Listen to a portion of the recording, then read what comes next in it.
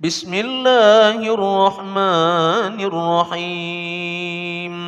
سبح اسم ربك الأعلى الذي خلق فسوى والذي قدر فهدى والذي أخرج المرعى فجعله غثاء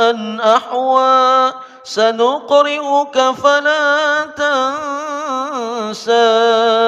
إلا ما شاء الله إنه يعلم الجهر وما يخفى ونيسرك لليسرى فذكر إن نفعت الذكرى سيذكر من يخشى ويتجنبها الأشقى الذي يصلى النار الكبرى ثم لا يموت فيها ولا يحيا قد أفلح من تزكى وذكر اسم ربه